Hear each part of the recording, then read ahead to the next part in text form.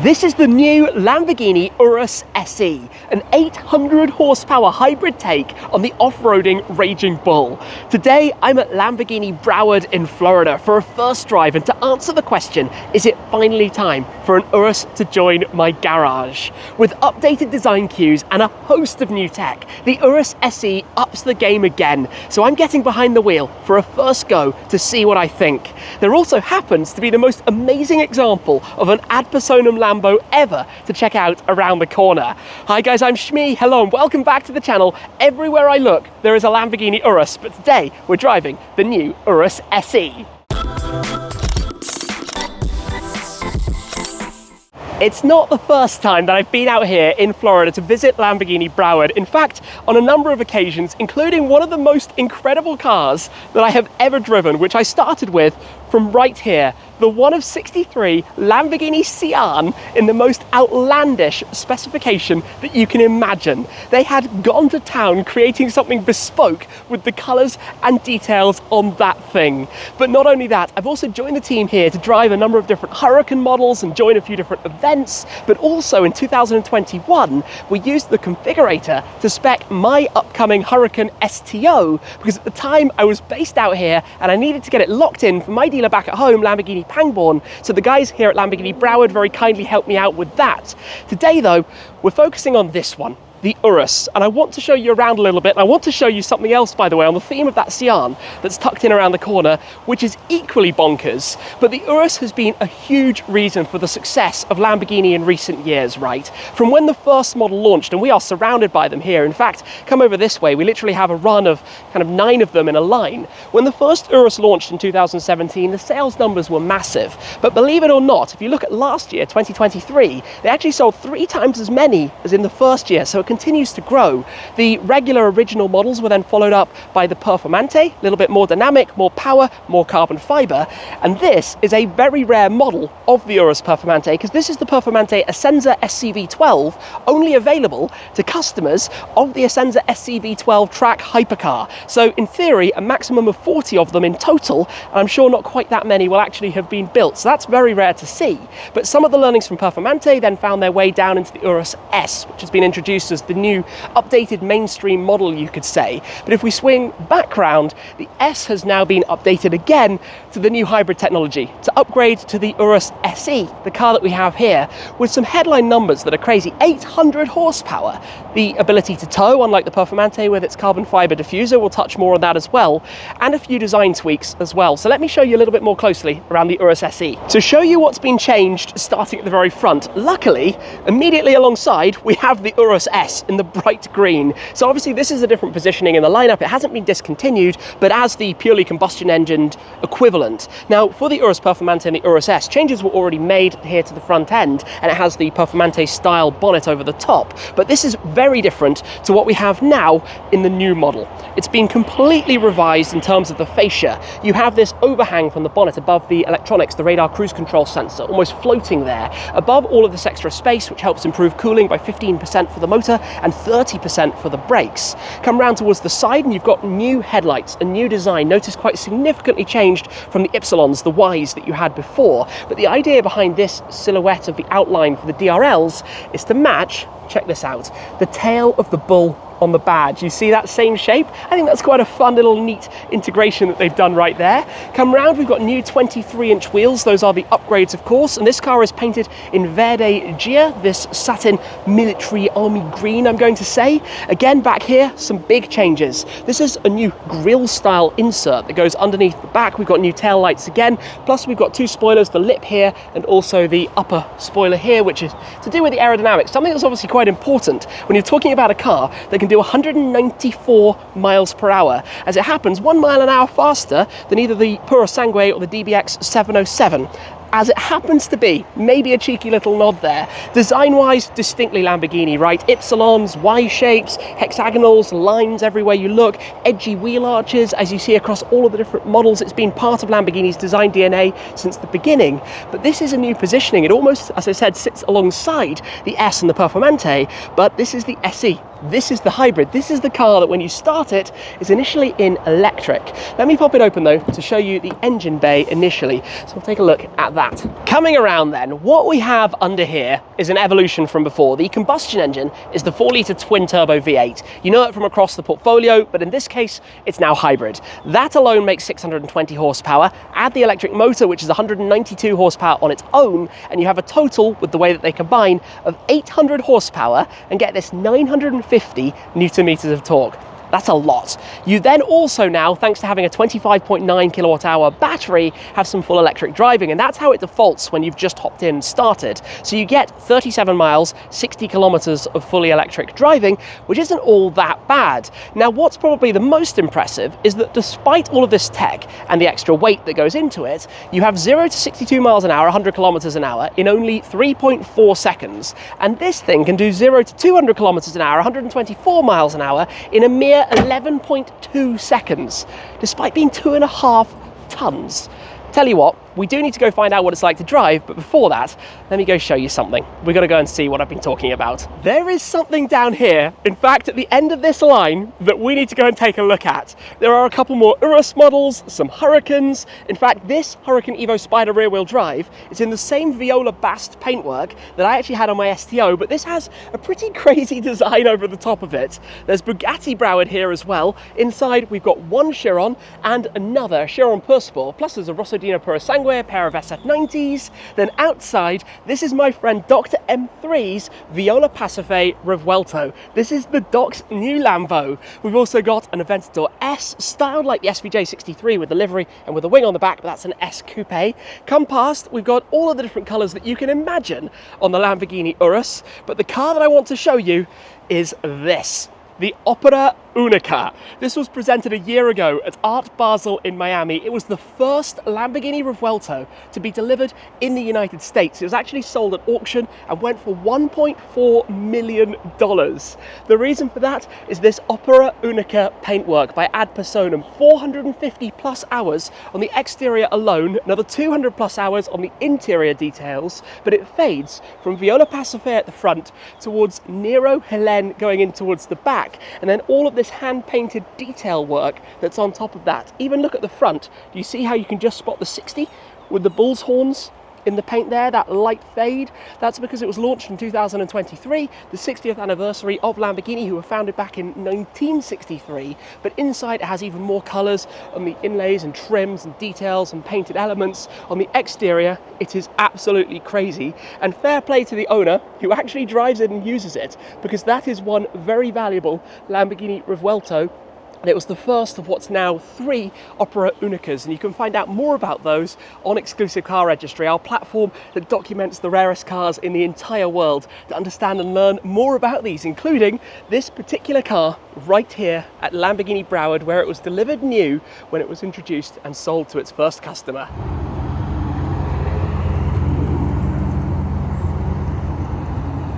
The unusual thing about this is that it starts in full electric. There's a whir in the background, but there's no V8 on, which takes a little bit of getting used to. I've driven the regular Urus a couple of times, and the Performante as well. Never yet an Urus S, but a fully electric Lamborghini SUV is not something that you'd have considered not all that long ago. Now, you do have a whole series of different modes and different hybrid driving modes as well. I would say it's less complicated than in Revuelto, where it's all on the steering wheel and you're not entirely sure what's going on, because here it distinctly separates the two. It's electric by default, so you could charge it at home, plugging it in, or you can charge it off the combustion engine while you're driving. But then with the Anima selector, you start going up through the modes. So you have Strada, where it can be in electric or in hybrid or in one of the more dynamic modes, recharge for example. You can then go into Sport, starts the engine, V8 kicks in. That sounds surprisingly good, and the way it starts is an instantaneous little kick as well. Very unusual sound, completely different to the previous models. This is really genuinely first impressions, first little drive in here. Obviously the seating position and comfort I don't need to talk too extensively about. It's as we know it from before, and it all works very well because it's based around the platform of the Q8 and the other different models, right? So it's heavily engineered, but it's confusing still with these. If you go to Corsa, you then can't have it in electric. I mean, that kind of makes sense. You have recharge and you have maximum power, basically. So depending if you want to stock up the battery or if you're out on track, because this now has an ELSD, you can drift this thing, which doesn't make a whole lot of sense, but you can literally drift this and you can drift it nicely. There's definitely speaker sound being kind of pumped into this a little bit. I can tell that, but there's a nice burble going on. It's actually quite surprising. So dedicated button to pop it into manual. We're in Corsa mode, so full all-out attack, noisy, characterful. Yep, feeling that already. All the burbles, all of the sounds. This is really smooth. Obviously we're on some nice tarmac right here, but this has a very, very nice initial feel to it. Obviously the auto box not quite as sharp as say a DCT or something like that, but not exactly lazy either. It's kind of the right balance because, and let's talk about this for a moment, obviously I'm an owner of a Ferrari Purosangue, which, and apologies for the low sun over here, is a very different car. It's more like an 812, a Super GT that happens to have back seats, whereas this is the most super SUV that you could buy. This segment that until, well, within a decade ago didn't exist, of the Bentayga and this and the DBX, even the Cullinan and the Purosangue, this whole market wasn't there before. And Lamborghini really took it by the reins, obviously building on the Cayenne that had existed before, but they took it by the reins and almost established as the dominant company within this segment, within this part of the market, as I'm probably at one of the busiest junctions I could imagine here. I'm going to squeeze out through this way. That went totally wrong, just to be able to stretch the legs a little bit.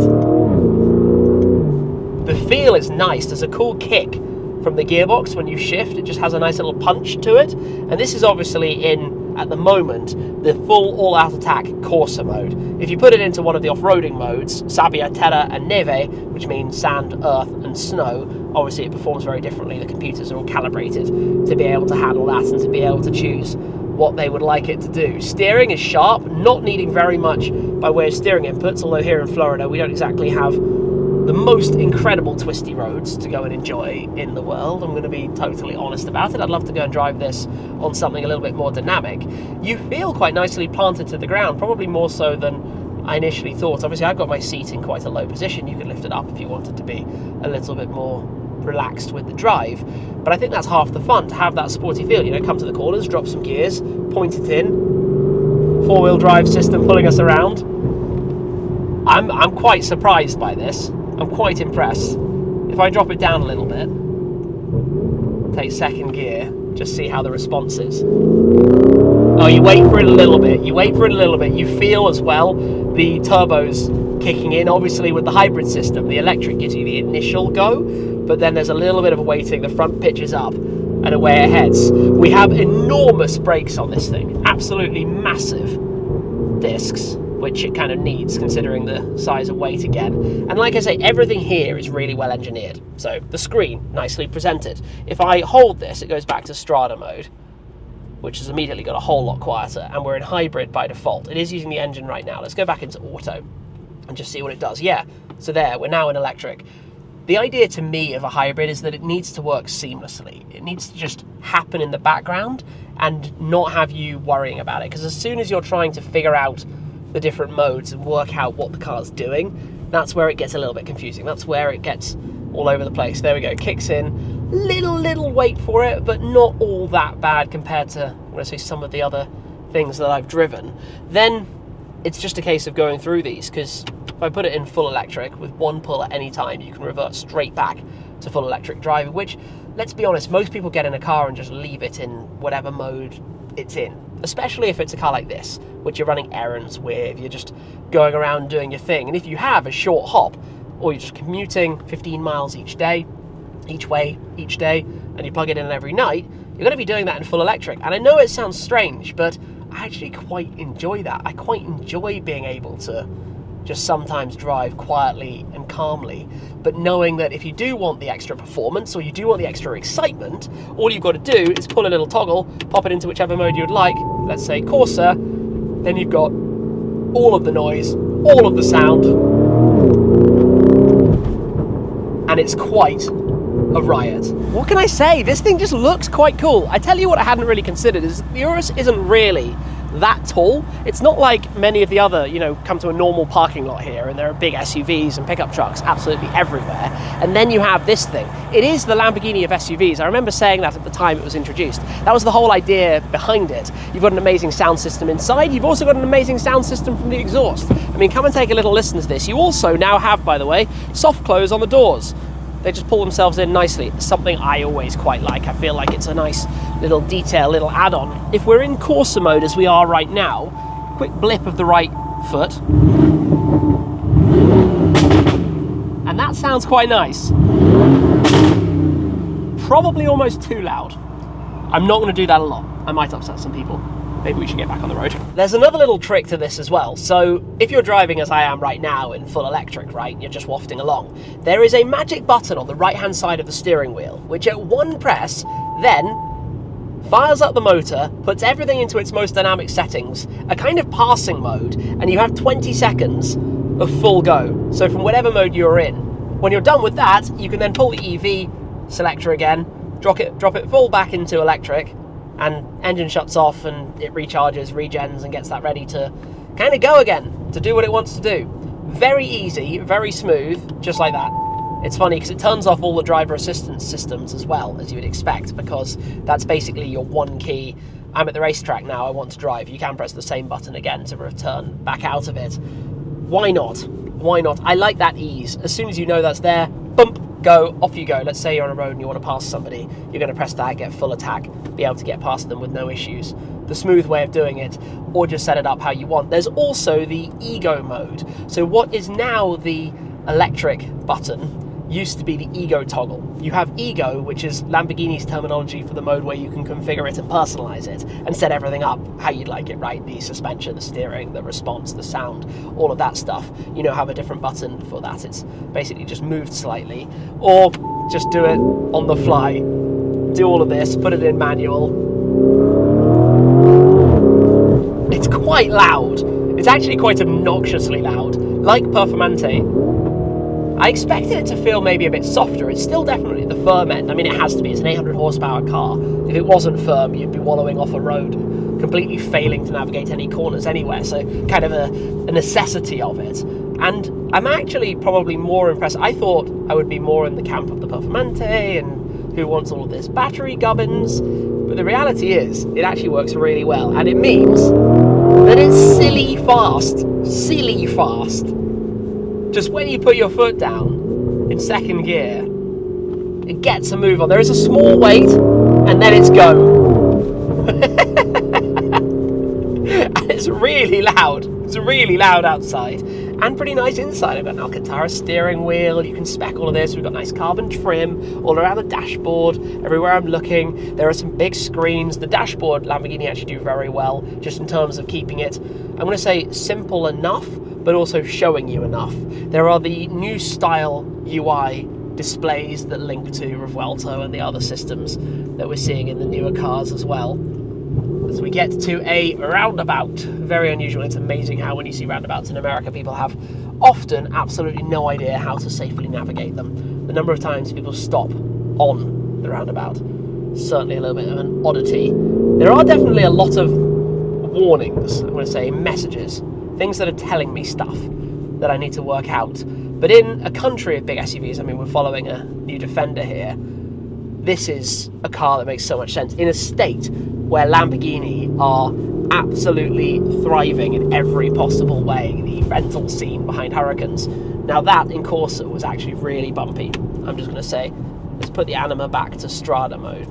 You can have Strada with recharge or with the engine on, so you can have even Strada and still have your combustion engine running should you wish. But I was going to say out here, it's been so successful.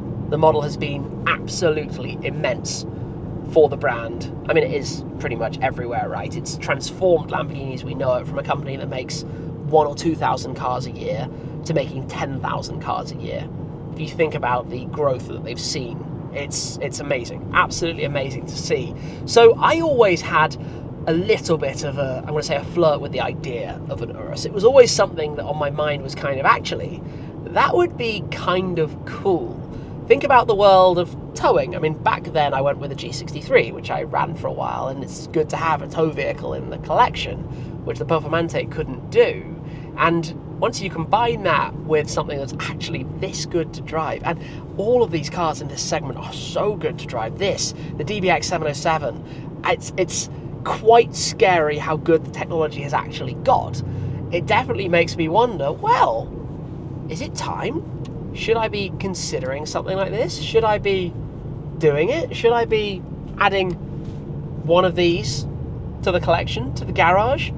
I think we're all a little bit on tenterhooks with the global market right now, what values do. The Urus has been famously very strong. You could have bought one years ago and still get nearly your full money back at this point. Obviously, prices have increased, and this is much more expensive than the S. There is quite the price premium and hike, obviously, into the additional technology. But I'm not going to sit here and pretend that it feels a lot heavier. It doesn't. It's not a thing.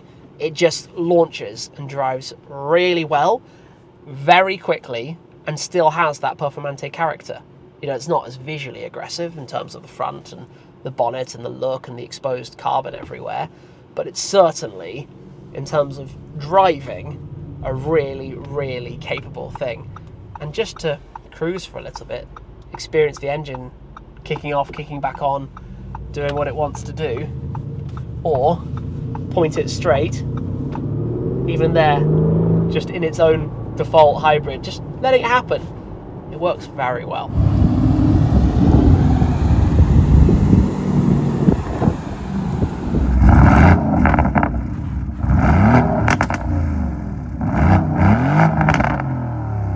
I guess it would be rude not to show you a little bit around the interior now that we've heard some of those revs from the outside. When it's on, it's just an electric. I mean, we're on right now. So the Tamburo here, where you have the anima selector and the different driving modes, and then the EV side of things. This is where, if this is, let's say, in Corsa, it starts the engine. And then on this side, you have recharge or your full power. And then if this was back in Strada, you'd then have the option of hybrid or obviously going into electric just by pulling that. It's very easy. Press this, maximum attack straight away, super smooth. I've got to give them props for the integration of all of that technology and how simple that is to work with. On the main screen here, this is where it'll load back up, just go back to the main home screen. You've got all the things that you would expect to find, right? But you can go in, you've got lots of new screens as well. The anima selector, again, showing you your different modes. Back here, charging and efficiency, if you'd like to know a little bit more about what the batteries are up to, driver assistance, all of your stuff that you want to have available, very easily accessible. And down here, the touch screen as well for your climate control. Now, I always prefer if these are physical buttons. As they go, it's not too bad, but I just find it distracting to have to look away from up here to try and figure out what you're pressing, and then you end up pressing the wrong thing and having to do it again. You get what I mean. Little slot for the key, which has changed again slightly. It's now got a slightly darker chrome like the Revuelto, but that tucks in here next to some of your other buttons. And you've got a little bit of storage with your wireless charging pad back here as well. And of course, plenty of space around, and the nice tweeters for the sound system up on the dash, and a decent glass roof. Not as panoramic as most cars would be nowadays in terms of going right towards the edges, but hey, I guess that would also come with a weight penalty, so got to find a little bit of a balance with that. Just like how easy that is, and how the start is. It's a totally different sound because it just kicks in off the hybrid. It's just good to go, and it sounds bonkers. That's absolutely bonkers. At least you can rev this, unlike the Revuelto, which doesn't allow you to rev it when you've just stepped in. Yeah, it's pretty nice up there, I gotta say, pretty nice indeed. So let me show you a little bit more around it, because one element is the space in the boot. Trunk space. We now have, well, firstly, your electric charging cable, obviously, so that you can keep it topped up at home. The space that would normally be under the rear parcel shelf is now gone to the battery, but it is a practical thing. You can take out the shelves. This is the back shelf that goes right in here, and then obviously you've got the loading system as well, with all of the different contraptions to maximize the space, and the 40-20-40 folding rear seat, and a tow bar that you can hook onto it, should you wish, because of the different diffuser that it has on this. So overall, very, very functional. You can use the the air suspension, press here, that lowers down the back to make it easier to lift your luggage in. All of these fun things that you wouldn't normally find on a Lamborghini. That's the crazy side of all of this, right? To have this kind of level of technology and functionality in a Lambo. Who would have thought? It has been pointed out to me from a female perspective, something to do with the door handles, and the door handles on the inside in particular, in that if you have long fingernails, these are actually kind of awkward. It's the electric release, so you don't pull it with a mechanical, it's just a small little movement, but kind of a little bit fiddly. I haven't really touched much on the amount of space inside the car, but certainly vastly more headroom than I could possibly need, and in terms of rear seat space as well, plenty of availability back there. I mean, you can fit people comfortably in the back of this. Long road trip, lots of people, lots of stuff, absolutely no issues whatsoever. So would it be the one for me? Well, it ticks a whole lot of boxes. I'm impressed by the SE. Can you imagine if there's like an STO SVJ type version of this down the line as well, a Performante style version, right, of the SE? That could well come, and these numbers would start to be getting moderately insane. So I've enjoyed this drive. It's a lot of money. You spec up one of these and you're going to be $300,000, high £200,000 for one over on our side of the pond. That is a lot of cash. Yes, it's significantly less than a Ferrari Purosangue, but it's also quite a different car. In its segment, this has to be the best, right? This has to be the absolute class leader in terms of the supercar SUVs. It's a tight battle between this and DBX707. Perhaps I should conclude with that. I'd love it. I'd absolutely love it. Slightly nervous about where the market is going in general, and nervous about how many cars I should or probably shouldn't be buying, but it's certainly one I'm going to go and play with a configurator on to try and decide a little bit more. If you do like cars like this, check out the video right over there. But that's it for this time, and I'll see you again very soon. Cheers! Opera Unica on the drive-by, little bonus footage. That is amazing.